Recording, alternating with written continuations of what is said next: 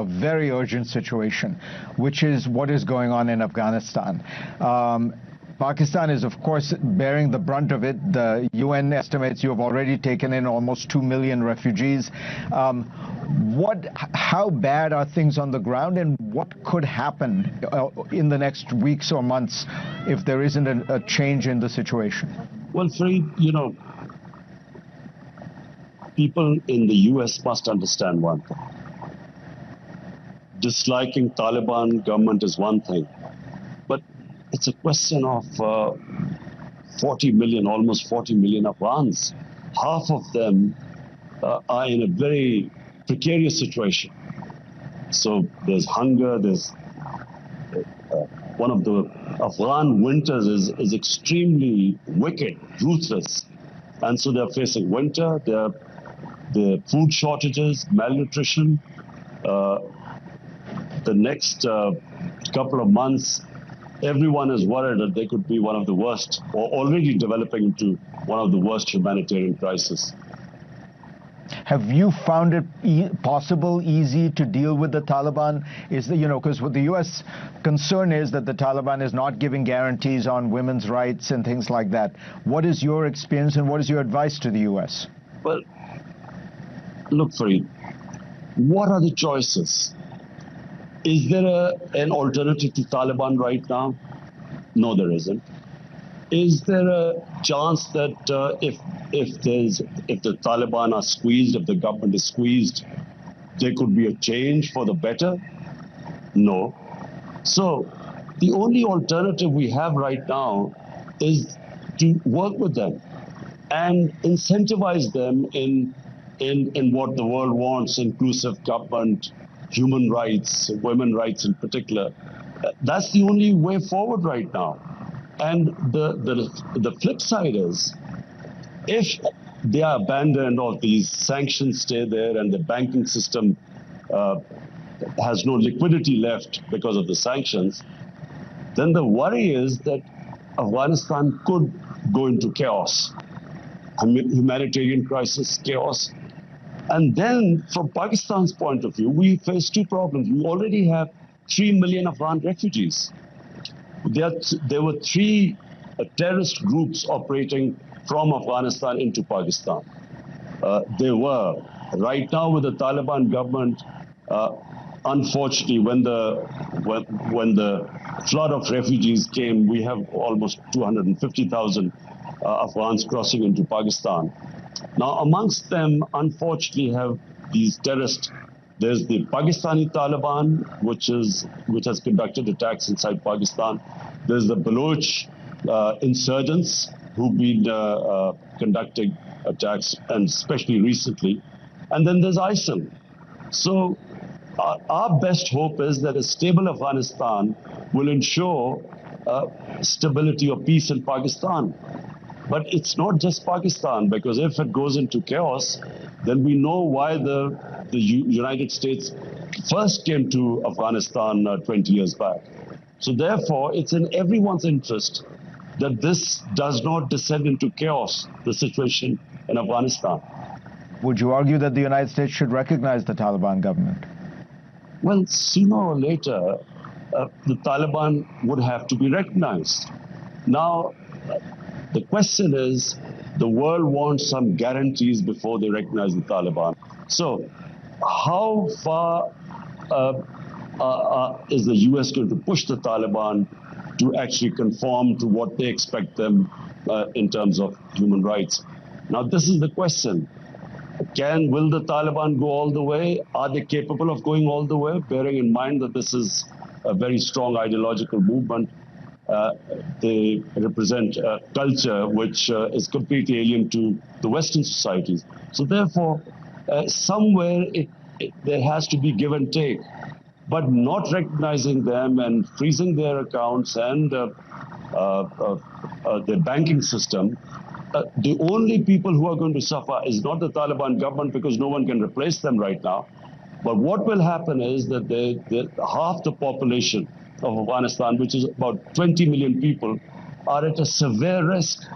You were a very eloquent critic of U.S. policy in the broader Middle East, Afghanistan, Pakistan, with regard to the military actions. You would always argue that those actions, the drone attacks and such, fed the forces that produce terrorism.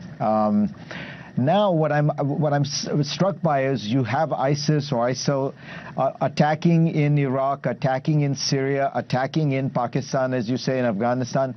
The U.S. is out. What is fueling the terrorism we are still seeing in the broader Middle East? Is it all Sunni versus Shia? Is it what are the roots of this terrorism now? Well, the U.S. war on terror actually bred terrorists.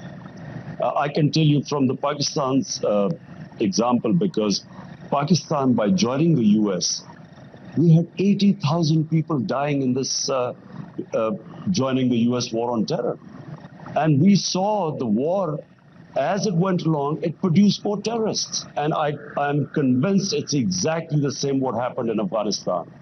Because these night raids in Afghanistan, the drone attacks, really the United States must review this policy.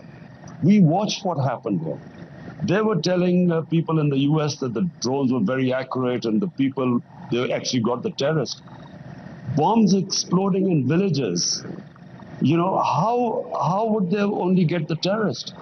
So there was a lot of collateral damage, and I'm afraid people in the US did not really, the public didn't know the amount of collateral damage. We bore the brunt. Because what happened was we were considered collaborators of the U.S. So all the revenge attacks were against the Pakistani soldiers, against the people of Pakistan. There were suicide attacks all going all over the country. We lost 80,000 people. But the U.S. has withdrawn and the terror continues. Much less. Fareed, you can't compare now. I mean, during the height of this war on terror, Islamabad was a fortress. I mean, you had suicide attacks going everywhere. So compared to what used to happen now, you know, terrorism is almost insignificant now. In what they term a cultural genocide against Muslims in Xinjiang. Do you see it differently? Fareed, firstly, we had our ambassador, Aminul Haq. He went to Xinjiang, and according to his observations, the picture is not what was being portrayed on the Western media. But more importantly, from our point of view in Pakistan, Kashmir is a disputed territory between Pakistan and India. Over the last 35 years, approximately, the figure varies, about 100,000 Kashmiris have died. Since 5th August 2019, the Indians have revoked the status of Kashmir, which unilaterally, which is, according to the United Nations Security Council, a disputed territory between Pakistan and India. There are extrajudicial killings going on. There are no rights there. There's clampdown there. There are 800,000 Indian troops in the Kashmir Valley. Now, I find it very difficult that there is hardly any indignation about what is happening in Kashmir compared to what is happening or what they say is happening in Xinjiang. So that's where I disagree with this. We as Pakistanis feel very strongly that this should be even-handed.